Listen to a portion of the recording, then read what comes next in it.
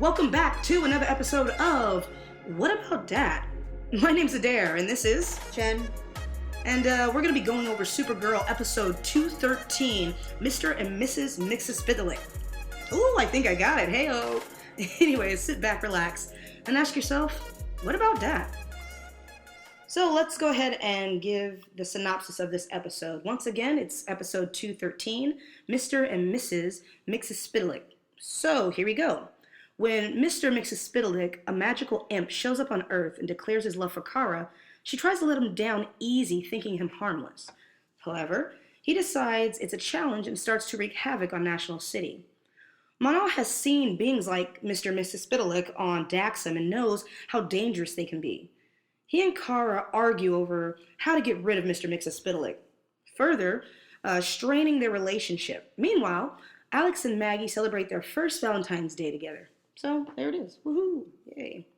Let's start from the beginning. The main title character, Mr. Mxyzptlk. Go ahead and say that, Jen. No, I don't think I can. Mxyzptlk. Spittle in there. Mr. Spittlk. Get your filthy spittle away from me. All right, go ahead. What you got? Oh, you want me to go first? Oh, yeah, well, I see. Interesting. I really, really like this character. I thought he was really awesome. I don't know, he was kind of the saving grace in a way of this episode, so there was that.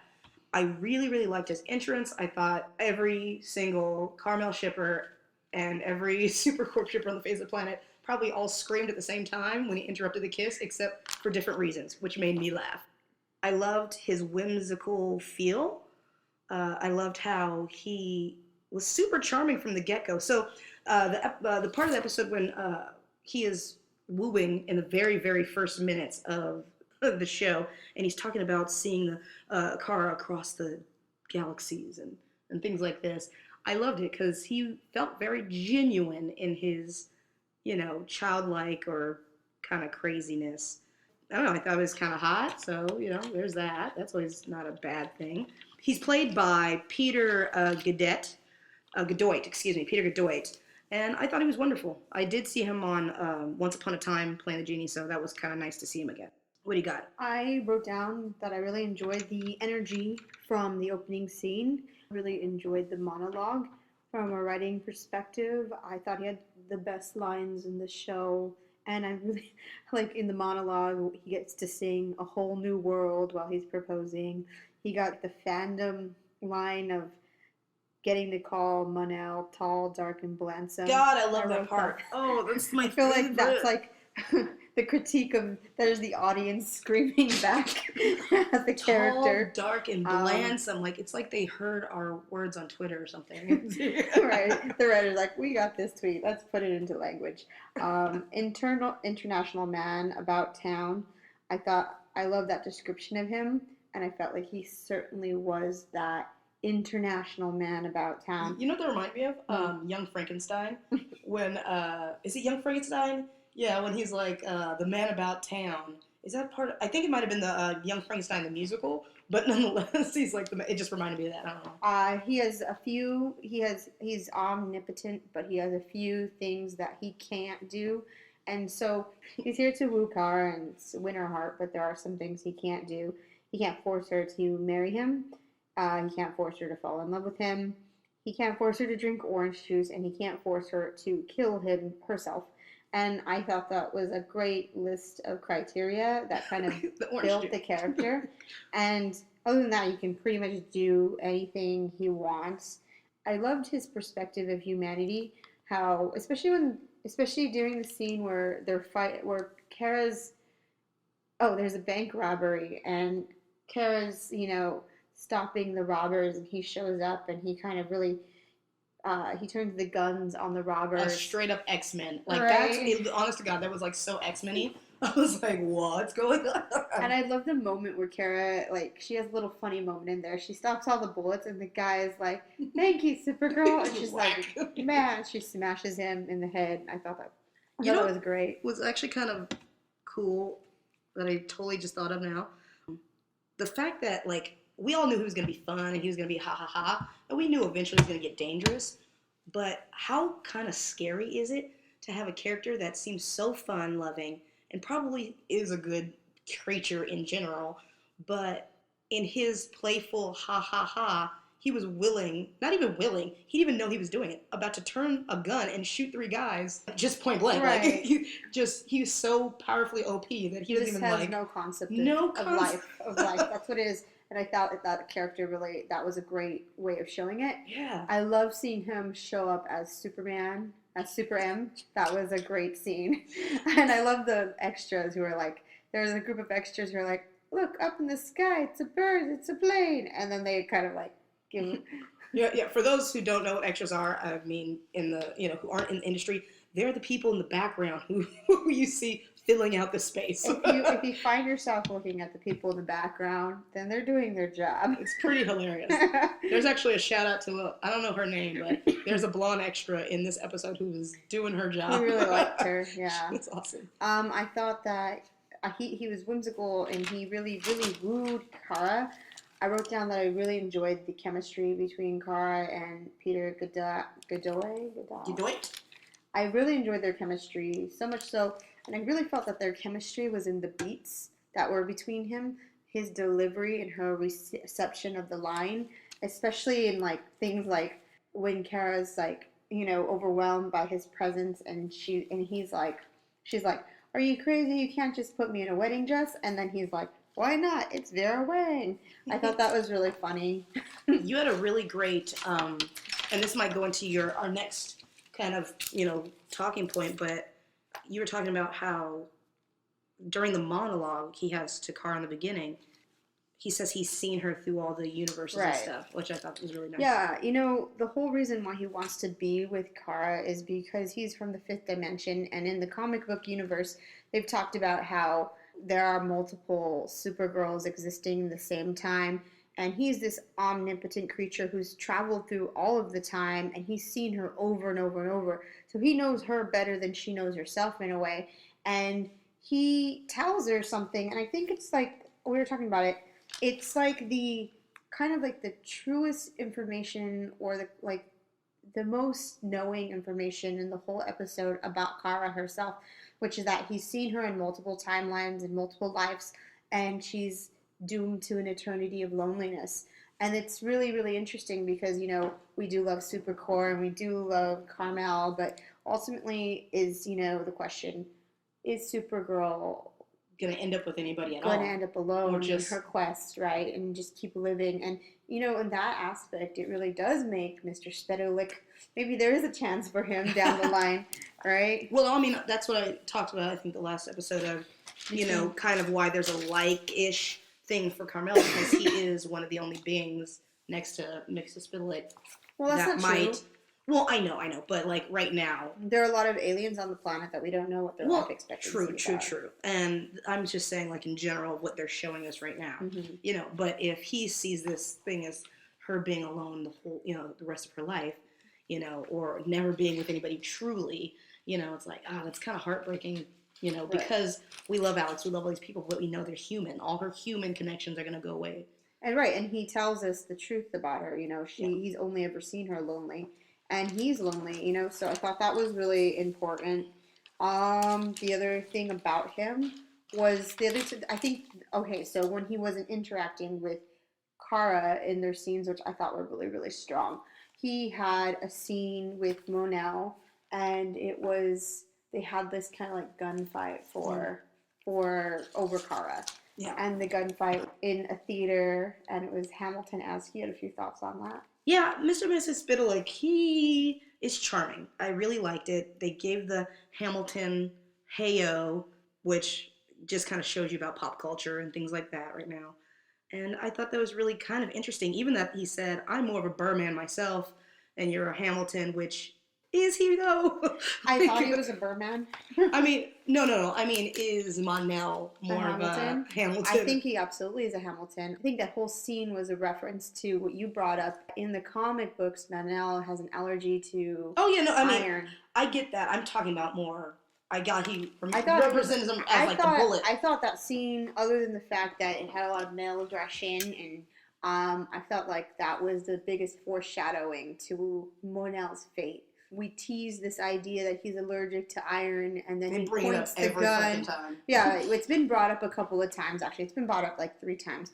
And then we have him tied up in it, and then we have the gun pointed at him, but he doesn't shoot.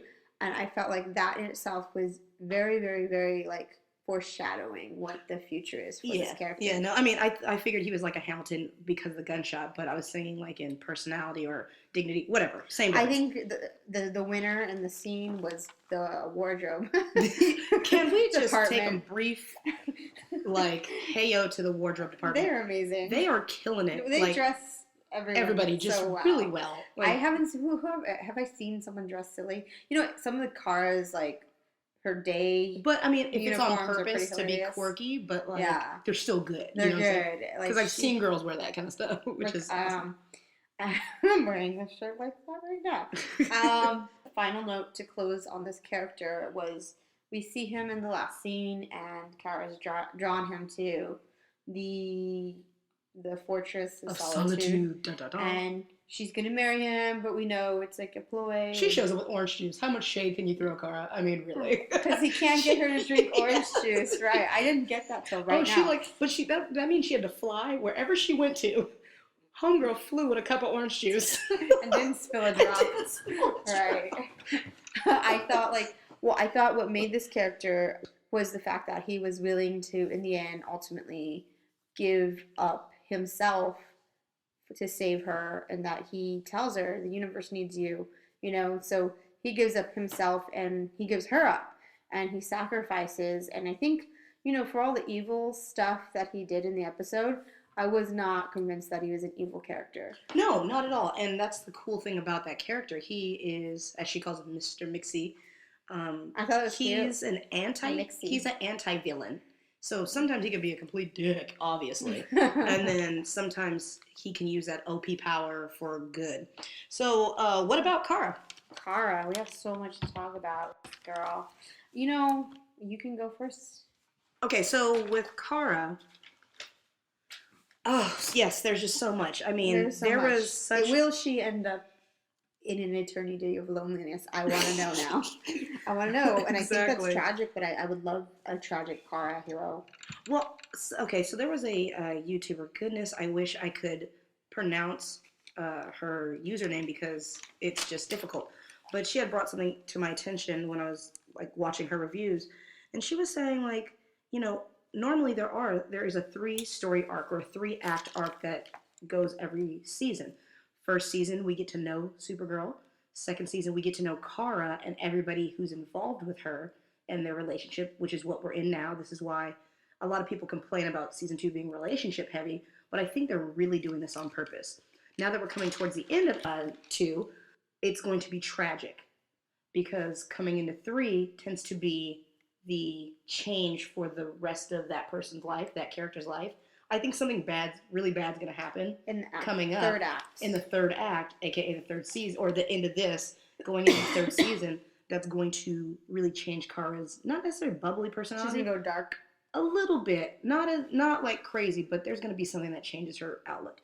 So what I was saying is, you know, I think that she is going to go dark. And with that, we see a lot of trepidation, and I don't know what they did this season with her character. They made her very weak. Like Mon-El and her, okay, because in this episode they kind of go hand in hand.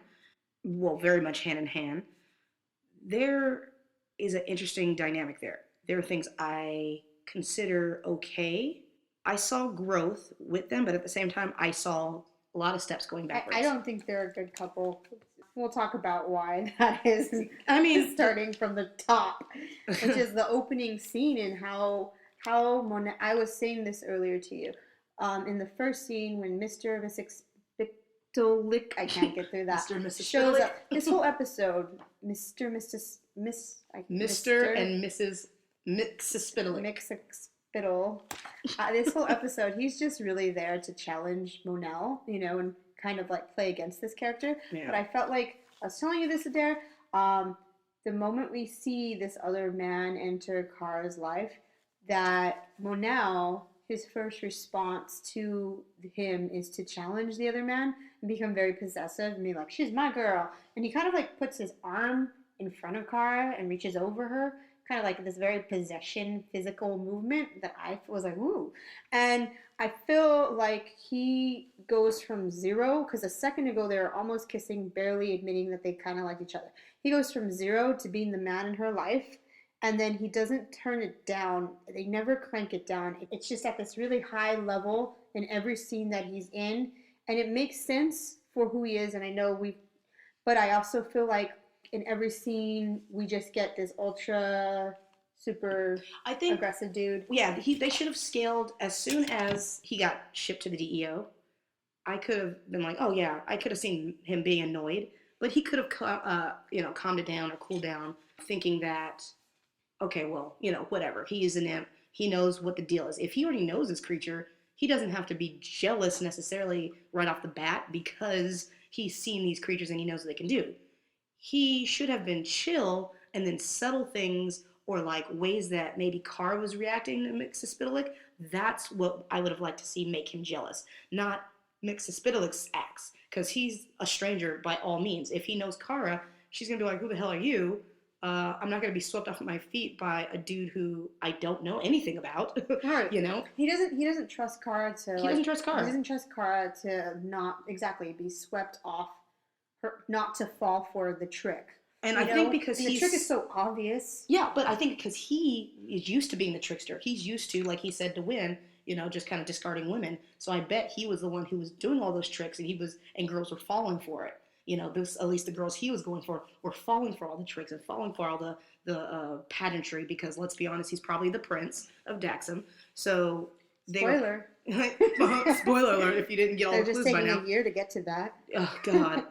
And so, I think that's one of the things. He might just be used to women falling for those tricks. And so he meets a girl that he likes and thinks, shit, another guy comes around who's going to have the same, Well, you talked about it right from the beginning. His response to there being fifth dimensional creatures is that at his planet, Daxam, basically they kill them all. And I brought up the point that, his first gut reaction is to kill this guy. And I brought up the point that the fifth dimensional being has chosen to take the form of a human, and that the humans basically look like Daxonites. So if I'm a Daxonite and I see a fifth dimensional being on my planet taking a Daxonite form, which is basically a human form, I'm basically killing another human. And to me, that's like a really heavy way to envision this response. This really intense negative response that he's having to Mr. M. Mxy. As she calls him, Mr. Mxy. I felt like that was really, once again, him being this ultra aggressive guy. And I thought that one of the points of no return for Mon-El in this episode was stealing the artifact, the convenient artifact to go and challenge him. Well, I mean, yeah. And like we were saying earlier about Cara and Mon-El, he's approaching her with no trust because he still doesn't understand. I think a lot of the bad choices or things that are going on or not reading are possibly directorial issues or just acting issues. Because honestly, even the actor who, Peter Godoy, if he was playing Mon-El, I have a feeling there'd be a lot more chemistry and a different delivery on stuff. I almost feel like he's too caricature-y to be serious because... Mon-El? To Mon-El. Okay. Because... Peter is playing this whimsical ha-ha-ha, but also a slight, evil character. And it's completely believable from the moment you see him on screen. Even from the end of the last episode, you were, sucked in. So I honestly think it's just a character or actor situation. You know what I'm saying? I think that's true. I talked about the chemistry between Peter Godoy and Cara. Melissa. I thought that if I had to list out who I shipped, it would probably be Cara and Lena, then Cara and Mr. Mxyzptlk, and then it'd be Cara and Win, because I think he makes more sense for her, and then it'd be Cara and Mon-El, because I feel like he's just right. They're missing the beats. Lena has the really great pauses in her speech. So does Mr. Mxyzptlk. He has these great pauses in his delivery, especially in the lines but it's Vera Wang, and or like he's like, I'm here to court you, and you will fall in love with me. Just Charming. the way he delivers that as an actor, I feel like you just get that chemistry falling off the TV. I'm like, wait, sir, when are you coming back? Yeah, no, that's the thing. Like, I would like to see him more. Right. And I feel like in this episode with Cara, it was just... You said something so important. She totally just got delegated to the girlfriend, and delegated, that's not the, like, sorted into the girlfriend role. You talked about her being dumbed down. The dumbing down. It's like, you don't trust me. I asked you to just to believe me. Mm-hmm. And yet nobody seems to listen to her. Right. Like, he's not listening to her. It's like, okay, Mxy's not listening to her. She's getting super frustrated. She's like, what is going on? Like, I don't know. I think the OP in the show, the overpowered men in the show are taking away her power. Because it's like, oh, well, then she becomes a damsel. She is the most powerful person in the show, but she's the weakest. Yeah. And they're taking away her power by taking away her agency. Yeah. That's what it is. And I totally understand, like, making Cara... taking her agency throughout the episode. Yeah, I understand making Cara, like, civilian Cara weak, because that's how she perceives herself. Mm-hmm. But, like, when it comes to Supergirl, I'm like... Giving her no other options. Yes, I'm going to marry you. Yeah, stuff like that. And then the whole episode was just like her being mad that no man was listening. Nobody's listening to me. How am I going to get rid of this guy who wants to marry me? That has everything to do with them putting her in a position where she has had her agency taken, and these guys are now, driving the car for Supergirl. Yeah. And making choices for her. I think the next thing we should talk about going into that would be the fight scene. Yeah, what about that? Okay, well, here it is. This is what I wrote for the fight scene. This is the kind of scene that writers get really excited about, because it's almost like a scene you'd get in a play, because it's so long. And I think that it was probably maybe 2 to 3 pages. To clarify, we're talking about the conversational fight scene between Mon-El and Cara, not the Parasite nor the Hamilton fight. It was the verbal one. The verbal spar. It takes place on the floor of the DEO, and they have this kind of like Barefoot in the Park, Neil Simon moment, where they're having this like fighty scene in front of everyone in the DEO agency. The first thing I thought was, all these extras are not fucking reacting to this giant brawl in the middle of the DEO, and you don't have anyone like giving. Where's the blonde girl? I'm telling you. I mean, she did make a cross at one time. She made a cross. But like, we were watching her. Yeah, my thing is like, it's very honeymoonish, like old school TV honeymoon, except like it. Let me rephrase that. It tried to be honeymoony. It tried to be something. And then it wasn't. And I basically watched it, and I was like, this is probably 3 pages long, and I thought it was very long. I thought acting-wise, they had to keep the scene alive, meaning like it could become slow and back and forth and kind of predictable unless you make different acting choices. I felt like there was... I felt like there were a few dramatic beats missing, and I felt like the opening of this scene, I felt that Mon-El's lines were a little too hard-hitting, and because of that, there was a total pacing issue with the scene itself. So I'm going to go ahead and say what really bothered me, and then you go ahead and tell me what you thought. So the first thing Mon-El says to her, I'm defending your honor. And then she comes back with saying, I'm not some damsel in distress. And this is something she's told him since day one that he didn't need to do. And also, I mean, she's the most powerful woman in the whole world, the most physically powerful woman in the whole world. And that's like, even if he is from another planet, you kind of come to another planet and see what's up and fall in line. And then the second thing he says to her, I felt was like even lower. I felt like this was a point of no return. He tells her, you're not a good judge of what you can handle. And I thought that was like really, really, really this man taking away this woman's agency and telling her what she can and cannot handle, and I'm going to tell you what you can handle. And then there's a moment where she just kind of does this physical shrug, and then her voice gets caught in her throat, and her eyes go wide, and she's kind of smiling. He's just told her the 2 most offensive things she could possibly ever hear, that she's constantly trying to defend, and, she kind of laughs it off, and it becomes this comedy scene. And I felt like that beat was totally, totally, totally off. I was like, offended. We just had this really in this country, this huge election where, you know, privileged guy got to say terrible stuff on a national stage to a woman, and then we had this huge woman rising where we had this women's march. So I feel femininity is kind of being attacked right now, and we're very kind of in a sensitive place. So to really hear this, where you have a show that's, you know, a powerhouse with the most powerful woman in the world, character being Supergirl, to hear this character tell her that, to me it was really just, I found it very, very off-putting. And what about this? All right, For me, that's my rant. no, it's fine. And for me, I totally understood what Jen was talking about in that same particular moment. And I guess because when I'm watching TV, I can separate.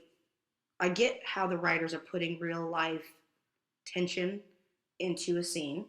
But then part of me just goes, well, TV. And then part of me goes, well, I want to see the character's backstory and why the character would say that. For me, yes, the shoulder shrug did bother me because this whole quote-unquote fight felt very confusing. There were a lot of truths that were being said on both sides that could hurt and could harm, but were accurate, but then were being covered up with ha-has and like shoulder shrug and like quote-unquote comedy. And so I was like, wait, you just said, it was like almost backhanded compliments left and right, but nobody was noticing or taking, they weren't rebuttaling or reacting to it. They were just like letting it go over their head. When, you know, I get that Monel is a prince, let's be honest once again, and I'm sure that he is used to having to have a woman just be the woman, be in the kitchen, you know, make me a sandwich kind of thing. I have a feeling that's what Daxam is very about, and so he is used to that life. Now, we had brought it up earlier that, you know, Monel has bad habits. I think they're bad habits from living in a particular type of world where he didn't know anything outside. Very reminiscent of what's going on today in our country. Not everybody is a bad person at heart. They just grew up in a bubble. And I think he grew up on the Daxam bubble that were chauvinistic, sexist. But he said, you know, even when he wants to be a new person, he said, I don't really agree with that prince, you know, in the last episode. So I think when he says, I was trying to be you know, a good person, I was trying to protect you, I think he really did mean it, but the way he said it was really douchey, and so it came off wrong. I felt like he had this line where he tells, he's following her and he tells her, you're harder on me than him. And I thought that was so not true. She's never had that expectation on him than him. She wanted him to be a superhero, and he was like, no, it's not in me. He can do it, you know? Well, yes and no. She has always been hard on him, even in the beginning, because she was very racist towards him. She was planetist, speciesist, but yeah, she was definitely racist towards him for the longest time. And then, of course, she's like had to get over herself, and then she has been slightly more hard on him, but at the same time, he's been super ignorant, resistant towards her, and learning. And that's why, even though, you know, Jen, we disagree on this, I think he has grown from when we first saw him, even though I think the writing could have gone a lot farther given the time we've had with him. But that was like an 8-minute scene, it felt like. And it didn't bring anything to us other than like... Right, you have to look at the purpose of the scene. I was like, I don't... And I felt like that line, you're harder on me than him. I felt like he sounded like a whiny little man child. And he was a little whiny there, you know? And then, but like you look at the purpose of the scene, right? And what is really established is like that he's jealous. But we established that the second the other guy came into the scene. In the very first scene we established he was jealous. We built on his jealousy. We didn't build on his rage. His rage stayed really at a high level the entire time. But the scene was, if it was to establish his jealousy, then in my opinion, it ran way too long. Okay, so what about, what about Win? You know. Ooh, yes. What about Win? What about Win? I like Win. He's adorable. I thought he was great. I'm like, he's adorable. And, what's her name? Lara. Played by Tamsin Merchant. Man, I really was feeling that, and yet I'm a little skeptical. I really got a Buffy the Vampire Angel / like, what do they call, Klingon feel from her? Yeah. Because she like showed up just blonde, small girl, you know, with that face piece, and was just kicking ass, you know, kicking two big dudes behind, and you're like, girl, okay, that was so 90s Buffy. And I like that. I liked it. I liked it. I liked it. I liked your face makeup. I didn't actually like her face makeup. I like that she looked like a Klingon. Well, no, I liked her design. Something that I was like, ugh, it bothered me because I guess I've been watching too much Face Off, which is very plausible. But I really don't like the blending of her makeup because I can see where her piece starts. Her attachment on the side. And at the top, and I was like, this can be better. Even the quote-unquote black alien who was beating up Wynn, if you look behind his ear and like the discoloration, I was like, could we not? Like, I mean, Mazel Tov, I get it. It's not my profession, but like, I've seen better. So like, it kind of bothers me if you're especially gonna make her a main character. Like, come on, guys, clean it up a bit. That kind of bothered me. But I really like her. And at first, I didn't know she had an accent. I was like, wait, is she trying an accent, or does she have an accent? And she's trying not to have an accent. Couldn't figure it out because it kept going in and out. So there's that. But I like the chemistry. I loved actually the chemistry between Wynn and her. I liked the fact that even Wynn and an alien who he just met has more chemistry than Monel and Cara. Oh. But to be, yeah, okay. I loved the end of Wynn and Lars, like, you know, my favorite line in the whole episode. He goes, "Yes, ma'am." Like, you just like, please take. Oh, sorry, I had to back. Thirsty. Real quick, he was real thirsty. Hold on, real quick, before you go on about Wynn, I have to backtrack because there was something that Wynn showed me that made me actually feel a little bit bad for Monel. The only time in this entire season that I believe the actor, Chris Wood, playing Monel, was in the scene where he is begging for Cara not to marry Mxyzptlk. I totally said that wrong. Mxyzptlk. Because that was the first time he had nothing other than Cara. And he was very, very like, just whatever you do, do not marry him. Like, I actually felt. But there and again, like, look at that goes back to the trust thing. Well, this is the thing. It's not even. He didn't say it as a trust. Her. No, it wasn't. It wasn't that. It wasn't in that moment. To me, when I saw it, did not feel like a I don't trust you to not marry him. It was a I am actually really scared, and I've never experienced this feeling before of not wanting to lose something because I wasn't good enough. Do you think the actor thought that in the moment, or do you think that was what just came off? I actually think that was just the actor being present in the scene and actually saying it.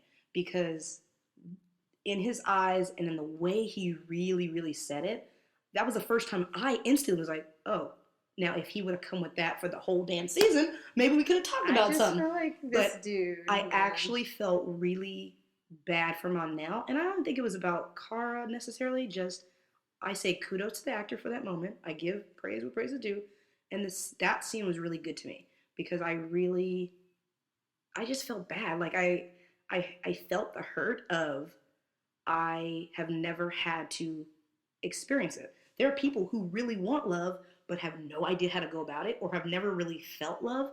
And so when they might feel real love, they have no idea how to handle it. They don't even know it's love. They're like, is this gas? How do I feel? What's going on? Oh, I have my heartburn. Like, I don't understand. You know, so I thought, just to backtrack a little, I liked that scene. Back to Wynn.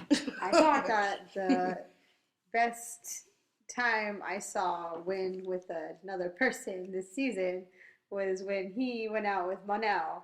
And I was like, I ship this. They have adorable chemistry together. Oh, Morty. I crack shipped that. It was great. Crack strip it. I'm gonna make crack about it. Just kidding. I thought that when, you know, getting to hook up with the alien chick, you know, I wrote this note. During that scene when Wynn starts to make out, like she bites his lip and then throws him on top of a pool table, that the music editor had so much fun with this scene because he chose a song, and literally while they're making out, the song in the background is just like bang, bang, bang, bang. They're gonna bang, bang. Yeah, the singer kept like just randomly singing bang, bang. And I thought, like, you know, of course, this back and look at it. It's showing up who wants to bang Wynn. his overly convenient sub-story plot C. I It's really... going to come back to bite him in the butthole. And speaking of buttholes, I thought that there was this opened up a whole question about human-alien relations. Oh, Lord, and we the are not even autonomy gonna of go. how that happens. We're It's like not a even donkey gonna... and a horse having sex. How do you know? She can have normal parts, just her face. We don't know. She's an alien. I don't know. And that's the question. It's a little weird. How'd that work out for him? I don't know. But... You trying to slap me? No, I didn't want you to smack the mic because you keep getting very close to where it's at. No, what I was going to say is that I really like his honesty, Wynn's honesty at the table when he goes, I have no problem with potentially falling for an alien. I have a problem with potentially falling for anybody. And amen to that, brother. Like, you know what I'm saying? Because that is so honest. Nowadays, people are so hurt and have been so hurt that you don't even want to feel anymore. You're just like, I'm more scared to even like anybody because even if it's one-sided, it's so much work on my head, you know, and it's so hard. So just telling you, the alien, Monel, and then the more the merrier. Oh, jeez. I very much like that, and I'm a little weary of her because I think there's a lot of shade involved. I don't know. I like her, but we know nothing about her other than she likes to have sex. And I don't know. Alien tough sex. Hey, apparently she's a little dominant, and Wynn likes that. Yeah, she's right. like, take me to dinner. He's like, okay. She's like, take me to your house. Okay. Oh, can I just say how funny that music was in the background of that scene? There's a scene where it's like this nice dinner music from a nice restaurant. It's clearly a nice upscale restaurant. But where they are, in fact, is like a diner. So let's get into Sanvers. I have a question for everybody. Do you think it's marketing or baiting that they were doing with the whole Sanvers storyline? Because we have people going for weeks, oh, the Valentine's special, it's Sanvers-centric, it's blah, blah, blah, it's going to be wonderful. Do you think that it's right or that it was just marketing? Because let's be honest, Sanvers, 4 minutes, and I can fit their whole interaction in this episode in the monologue or the fight scene that Cara and Monel had. So that's what I want you guys to kind of shout out to me and ask me about. Because I'm just like, is it marketing and good ploy because we all watched it? Or is it just like clearly queer baiting and trying to get a bunch of gay people to watch, you know what I'm saying, for the sake of Sanvers? Because clearly it was Cara and Monel heavy. But I thought it was adorable, grumpy, angry Maggie. Oh, I don't like Valentine's. You know, the usual. It was a simple story. It was very simple. And actually, from the moment I heard it, I knew where it was going. Yep. But I enjoyed the way the actresses played it, and I enjoyed the writing. Can we just give a clap to Floriana Lima? Because, I mean, really, that scene of her and that story, they're really good at writing those moments.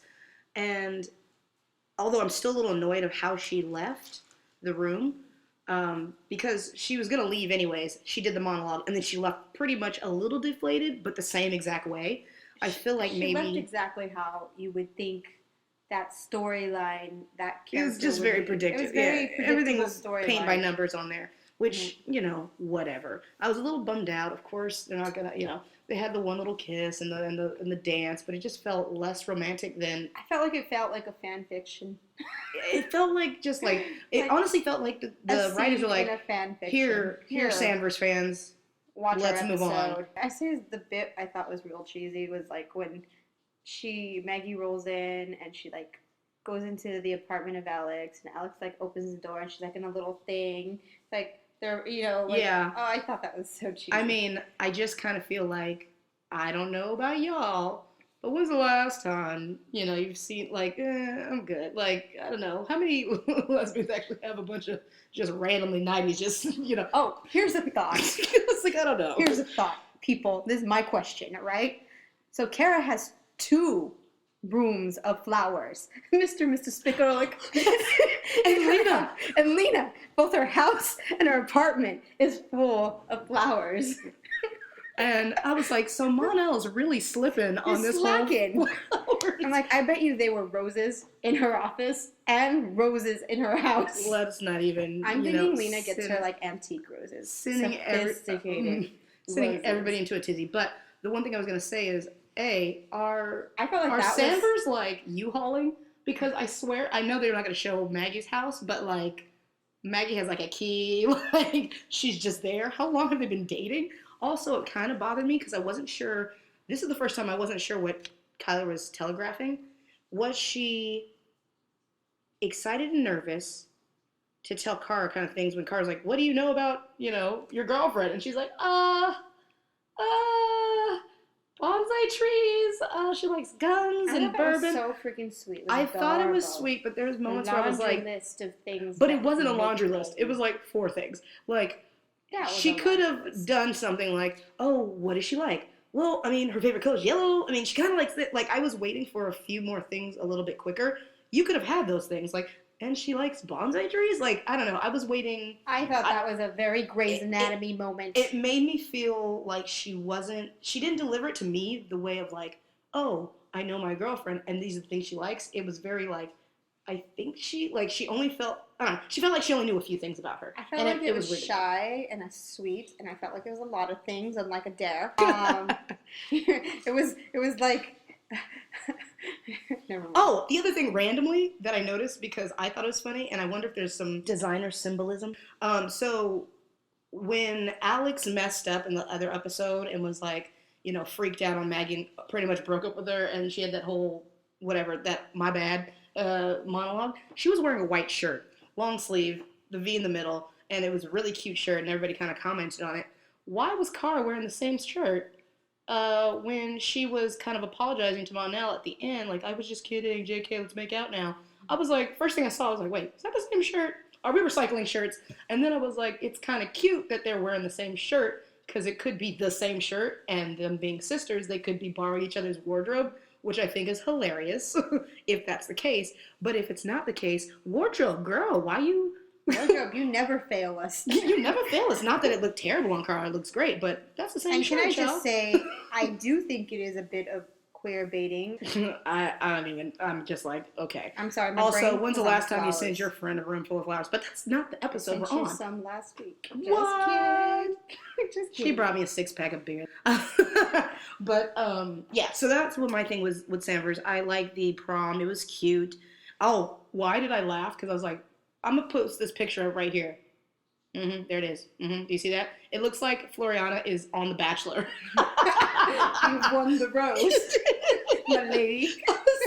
Like she's getting the final rose, or like she's getting rejected. Because is it when they're like by themselves they get rejected? I don't know. I was so done. I was like, why is she like The Bachelor? I thought immediately was like, after this song, this is gonna get awkward. What are they gonna do?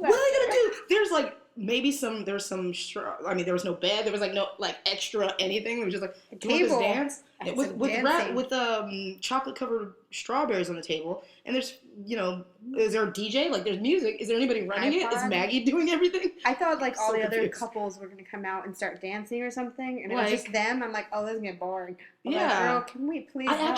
Honestly, I would have liked a little bit like, okay, they do the dance. She sees it. Can I have this dance? Ha ha ha. Maybe one other scene, and then you see them doing like a Maggie and Alex Valentine's, like at a diner wearing their formal wear, like doing something cute like that, or maybe even at a gun range where they're firing in their thing. I think that would have been a little bit. I liked her suit though. Oh no, that's what I'm saying. Keep the suit. That was super adorable. But I see them doing like this girly romantic thing. But them as Sanders, they would also do what Maggie likes and go to a shooting range after. Oh right. I feel like that would have been more. Yeah, bookend. I feel like that would have been more balanced. And last but not least, what about Jean Jones?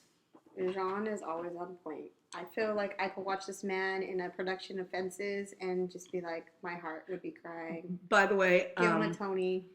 Papa Jean Jones, Spaceman, saves the entire episode again. And when I mean episode, he saves the day.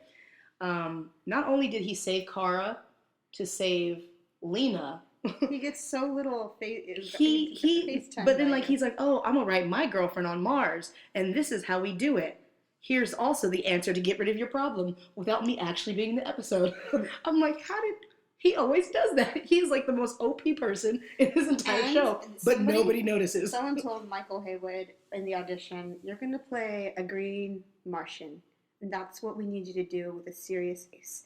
And he was like, "I got Nailed this." it. You know, and the fact that him and Megan, they are just so like, oh, I love them. They are the best characters that don't ever do Let's talk this about the show. last scenes. I think it's really important. So in the last scene, spoiler alert, Cara hooks up with Monel on some couch, and I felt like I said, the scene that juxtaposed before was Mr. Mxyzptlk kind of giving everything away, being like, "Save yourself, Cara. We can't have a universe without Supergirl." And I felt like that in that last scene, the guy who comes to the door is the guy who's done the least amount of work, and who also just like still doesn't trust her, and that leaves it a very open book. Like people are like, I mean, that to me leaves the relationship really open for what's going to happen in the future. Questions that you have about the episode, you? Well, the ending, I was like, meh, whatever. I didn't really care. It was what it was. I was like, good for all the Carmel shippers out there. Went into the Sting song. Oh my god. It did. Yeah, so, no, I mean, it was what it was. Fine. All the Carmel shippers, they love it. It's great. Whatever. You had your episode. You're welcome. No, yeah, so it was what it was. I liked the episode, but I wasn't like, ooh, the episode. Like, yeah. It did make me squeeze my ankles together. It did make me clutch my pearls. That's the truth. It didn't. I kind of am a little disappointed. You know what? Wrong word. It's not disappointed. I'm just kind of like ready to move on. I think that this season, I understand it needing to be more relationship heavy because they're about to just tear some shit apart in the next few episodes. But they spent this entire season. It wasn't even like an arc. It was just a theme. And they were like, we're going to go with relationships. And it's everybody had a relationship. Everybody was dealing with relationship stuff. That's life. Fine. But it's Supergirl. I'm missing, like, what was Katniss doing in the back? Like, what were they doing while everybody was hooking up? What was Lena doing on Valentine's? Like, what was Lena doing? What was, Magan doing? I like to think she was drinking. What were the bounty hunters who were after Magan doing? Like, Monel doing? What was everybody, what are the villains doing? Why? I'm just kind of ready for it to be an action show again. Yeah. But I guess that's going to come in season 3. I hope. There's crossed. Fine. You gave us season 2. But I feel like a lot of these storylines are lingering too long. Like, yeah, they still don't know Monel's a prince. Like, come on, that was like early. Like, get it together. All right. So looking forward. I have to add something to my list. I think that if I'm looking forward to the future of the show, I would say hire Lena full time, hire Maggie full time. Hire Megan as reoccurring guest with more episodes. Hire Mr. Mxyzptlk as reoccurring guest because he is so damn charming. Yeah. And I guess more action and more Supergirling. Anytime she throws crap or building anything, I need to see solving crimes. Sometimes it's Cara, sometimes it's Supergirl. I want to see, if she's late working, how does her new boyfriend deal with it? Like, that kind of stuff I'm fine with. But, like, I'm so tired of just usual. And dial back these overly powerful men in her life because she needs to be the most powerful figure on the stage. Yeah. It's Manhunter is a good sidekick, but the other two dudes, they don't. Well, Manhunter's like a mentor because he's, been around way longer than she has. And she's still a baby in alien years, if that makes sense. And I'm just kind of like, I want to see more of the DEO. I want to see more of the aliens on Earth. I want to see more of, can we please get Supergirl a damn friend? Lena doesn't count because we all know why. Can we please get Cara some damn friends? Alien friends so she can get out of her own bubble. Or her just like hang out with Wynn, them be friends again. I want real friends. Cara, here's a question for you. If you were Cara, marry, kill, or what's the other one? Marry, fuck, or kill? Marry, fuck, or kill. If I was Cara, who would I marry? Okay. If I was Cara, I'd probably marry, well, if we can really go, I would say Barry Allen, The Flash, because they're effing adorable. But if we're talking about strictly Supergirl cast, then I would say she should marry Win. She should, I mean, he has a good body, so I wouldn't be mad at it. I mean, she can totally sleep with Monel. That's fine. Like, let's be honest. He has practice. I'm sure he's good. And then I would kill Jimmy. Sorry, Jimmy. I mean, Jimmy has a good body, too. Well, see, okay, he's a black dude. I don't know. We might have to switch it up. Hot, yeah. Oh, Mxyzptlk is hot. Oh, wait, if Mr. Mix... No, I mean everybody. Oh, yeah, no. She would probably then... I mean, if he wasn't crazy, though, Mixy, she'd probably, like, marry. And then she'd probably, like... But she'd still kill Jimmy. I feel like okay. she has too many people she could sleep with. I would have her kill Jimmy. Yeah. I would have her fuck Mr. Mxyzptlk. It's true. And I'd have her marry Lena, because that's how it should be. Lena's her Edward. Oh, my God. Lena's her Edward. And Monel is... The fact that Jen just referenced Twilight hurts my soul. And you know what? Actually, Mxyzptlk still a better love story than Twilight and 50 Shades of everything. Okay, so thank you for listening and hanging out with us again. You know, if you have any comments, concerns, or things you would like to say, you know, feel free to hit me up on Twitter, handle WickedlyMe, that's WICKEDLEME. My name's Adair, and once again, this is Jen. And we look forward to reading about your What About That?